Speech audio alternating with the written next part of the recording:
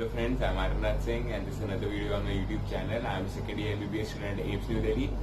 Guys, if you haven't subscribed to my YouTube channel, do consider clicking on the red color subscription button और bell notification icon भी आप दबा दीजिए so that आपको notification मिल जाए मेरे अपकमिंग वीडियो की, क्योंकि मैं अब रेगुलरली रोज एक वीडियो अपलोड कर रहा हूँ. एंड ऑल्सो गाइज ये बताना चाहूंगा 24 को मिडनाइट में मैं रात के 12 बजे करीब मैं लाइव आऊंगा, तो आप अपने क्वेश्चंस पूछ सकते हो वहां पे, ठीक है. एंड 26 को भी मैं प्लान कर रहा हूँ, इसलिए सब्सक्राइब कर दो ताकि कम्युनिटी पोस्ट पे जब मैं डालू कि मैं लाइव आ रहा हूँ तो आपको नोटिफिकेशन मिल जाए, ठीक है. गाइज आप मेरे को इंस्टाग्राम पे फॉलो कर सकते हो. एंड अगर आपको कोई भी क्वेश्चन पूछना है, पर्सनल क्वेश्चन इंस्टाग्राम पे, तो आप मेरे को जो मेरी रिसेंट वीडियो उसका स्क्रीनशॉट अपने इंस्टाग्राम की स्टोरी पे ऐड कर दीजिए एंड वहां पे मेरे को टैग कर दीजिए, ठीक है, सो दैट मेरे को पता चल जाए कि आपको मेरे को आंसर करना है. चलिए इस वीडियो में हम लोग स्पेसिफिकली बात कर रहे हैं गाइस मैंने कैसे 690 मार्क्स आउट ऑफ 720 नीट 2017 में सिक्योर किए थे. तो इसके दो पार्ट है यार वीडियो के. इस वीडियो में हम लोग बात कर रहे हैं कि लास्ट 10 डेज में मेरा रूटीन क्या था, ठीक है. मैंने नोट्स बना ली कि मैंने क्या क्या किया था, सो दैट मैं एक्यूरेटली आपको बता सकूं ऑनेस्टली कि मैंने क्या क्या किया था, ठीक. एक वीडियो में हम लोग अप्रोच टू पेपर की बात कर रहे हैं, पेपर अटेम्प्टिंग अप्रोच क्या था, मेरा स्ट्रैटेजी क्या था. तो इस वीडियो में अब बात करते हैं यार मैंने ऑनेस्टली क्या क्या किया था लास्ट 10 डेज. देखो यार सबसे पहली बात तो लास्ट 10 डेज में ये था कि प्रेशर बहुत ज्यादा था, कोर्स भी ज्यादा था, रिवाइज तो कर रखा था यार, पर फिर भी एक अंदर से वो नहीं आ रहा था कि हाँ कंप्लीट हो रखा है और अच्छा कर सकता हूँ, एक अंदर से आता रहता है ना. तो इसलिए मैंने डिसाइड कर लिया था यार कि लास्ट 10 डेज में मैंने अपना स्लीप कट डाउन कर दिया था. ठीक, मैं प्रमोट नहीं कर रहा हूँ कि जो अभी 2020 के लिए नीट अपेयर करना चाह रहे या 2021 में अपेयर करने वाले हैं वो ये करे, पर लास्ट 10 डेज में अगर मेरे को लगा था कि यार कॉम्प्रोमाइज कर लेता हूँ, अच्छा रिजल्ट मिल जाता है तो इससे अच्छा क्या होगा, तो मैंने 4 आवर्स तक अपनी स्लीप रिड्यूस कर दी थी, ठीक है. तो मैं 4 घंटे सोता था, तो 4 घंटे सोना इसका मतलब ये नहीं रहता था मेरा कि मैं ब्रेक ज्यादा ले रहा था, ठीक है. ब्रेक लेने के लिए, टाइम वेस्ट करने के लिए नहीं, बाकी समय पढ़ाई करने के लिए मैं 4 घंटे तक अपना स्लीप रिड्यूस किया था, ठीक है. एंड ऑल्सो सुबह भले ही मेरे को थोड़ा आंख में जलन रहती या फिर सर दर्द करता रहता, फिर भी एक जुनून रहता था एंड में पढ़ाई करने का, सिलेबस कंप्लीट करके एंड में रिजल्ट फोड़ू देने का. ये जुनून था, इसलिए मैं 4 घंटे तक सो लेता था, तो फिर भी मैनेज कर लेता था, ठीक है. अब दूसरी चीज मैं क्या करता था यार, 18 से 20 घंटे की पढ़ाई. मैंने पिछले वीडियोस में कहा है यार मिनिमम आप 10 से 15 घंटे की पढ़ाई करो, पर मैं 2-3 महीने पहले वो कहा था.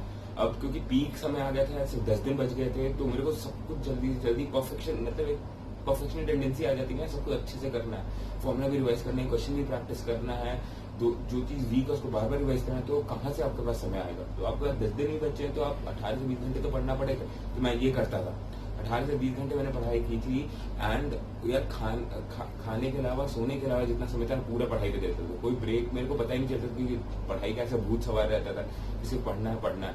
तो बेसिकली मैं कहूँ यार एक सिंपल लाइन में, तो जो रेत में से पानी छोड़ना होता है ना, वो काम करना था एंड में, ठीक है.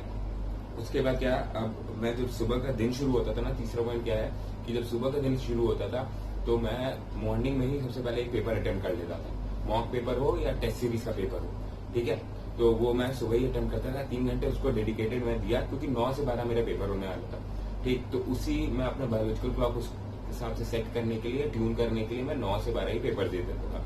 एंड 12 से फिर 2 बजे तक करीब, या फिर 12 से 3, मतलब 2 से 3 घंटा मैं पेपर का रिव्यू करता था, अच्छे से एनालिसिस करता था. अब आपको लगेगा यार जब अच्छे नंबर आ रहे हैं तो फिर क्यों इतना इन डेप्थ रिव्यू करना, जल्दी निपटा दो, कुछ नया पढ़ लो. यार देखो एंड में यही इंपॉर्टेंट मायने ज्यादा रखता था, यही लोग गलती करते हैं, वो नई चीजें पढ़ने के लिए समय बचाते हैं. पर मैं क्या करता था, जो पेपर में नई चीजें मिल रही ना उसको मैं अच्छे से स्टडी करता था, ठीक है. जो क्वेश्चन मेरे को नहीं आते, वीक एरियाज है, उसको मैं नोट डाउन एनालाइज तो करता था, साथ ही साथ जो ऑप्शंस मैंने सही भी किए ना, जो क्वेश्चन मैंने सही भी किए, उनके चारों ऑप्शंस मैं देखता था, कहीं ऐसा ना हो कि एलिमिनेशन से मैंने वो आंसर सही किया हो एंड वो ऑप्शंस के बारे में मेरे को मालूम नहीं हुआ. तो फिजिक्स केमिस्ट्री बायो के पूरे 180 क्वेश्चन के चारों ऑप्शंस के बारे में मेरे को मालूम होना चाहिए. आई मेड श्योर कि मेरे को मालूम, इसलिए 2 से 3 घंटा लग जाता था. अब रेस्ट ऑफ द टाइम में क्या करता था, फिर रेट्रोगेसिव स्टडी. अब देखो आपने पेपर दे दिया, एनालाइज कर लिया पेपर, लैग आपका लैग एरिया आपको मालूम चल गया, आपके वीक एरिया पता चल गया, तो उस पर मैं वर्क करता था. रेट्रोगेसिव स्टडी करता था. प्रोग्रेसिव स्टडी क्या होती है, पढ़ाई की है, पेपर दिए. रेट्रोगेसिव स्टडी क्या होती है, आप पेपर दिए उसके बाद आप पढ़ाई कर रहे हो. पेपर देके आपको पता चल गया कि हाँ मेरा फिजिक्स में मान लो ऑप्टिक्स वीक है, तो मैं ऑप्टिक्स का फिर से मैं थ्योरी पढ़ूंगा, नोट्स देखूंगा, कहाँ वीक है उसको मैं करेक्ट करूंगा, ठीक है. तो ये रेट्रोगेसिव मैं स्टडी करता था, नोट्स से, या तो यूट्यूब से या एनसीईआरटी से, 3 जगह से मैं करता था, और ये मॉड्यूल से।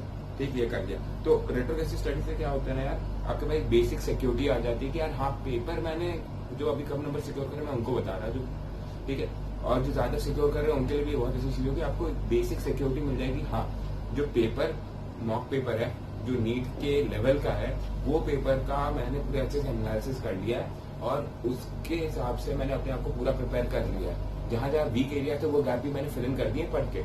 तो मेरी बेसिक सिक्योरिटी हो गई कि नीट तो अच्छा जाने वाला है अभी ये करके, क्योंकि उसी लेवल का पेपर आएगा, और उस पेपर का आपने सब कुछ कवर कर लिया।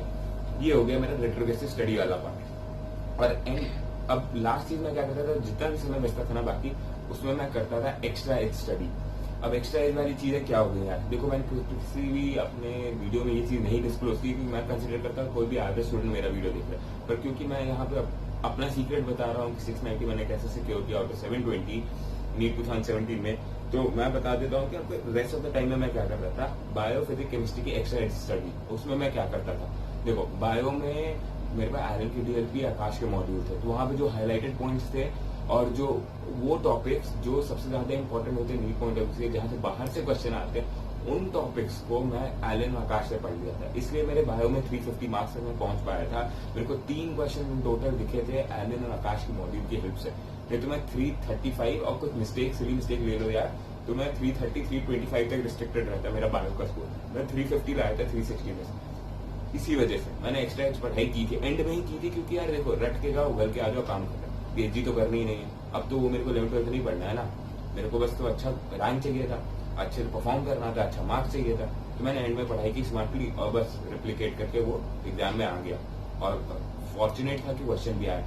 फिजिक्स केमिस्ट्री में क्या करता था, फिजिक्स में मैंने जेई मेन के लास्ट 37 ईयर का जो आता है ना आर्यन की बुक, उसमें से लास्ट 12 ईयर्स के मैंने पूरे पेपर किए थे, 2005 से लेके 2017 तक के मैंने सभी जेई मेन के पेपर्स मैंने लगाए थे, डेडिकेशन के साथ लगाए थे, सारे सिंगल ऑप्शन करेक्ट वाले फिजिक्स के सभी चैप्टर्स के मैंने किए थे, सो दैट क्योंकि क्या होता है नीट फिजिक्स में क्वेश्चन बाहर से आते हैं, ठीक है, तो वो जेई मीन्स के छपे छपाए क्वेश्चन होते हैं, 2 से 3 क्वेश्चन पक्का ही आएंगे। आपने इस साल देख लो, आप पिछले साल का पेपर देख लो, उससे पहले का पेपर देख लो, अगर ऑप्शन गलत भी दे रखा है ना जेई मेन के पेपर में, वही ऑप्शन आपका नीट में आएंगे। इतने डम होते हैं नीट वाले, ठीक है, इतने डम पेपर बनाने वाले होते हैं, वही छाप देते पूरा बिना आंख बंद किए।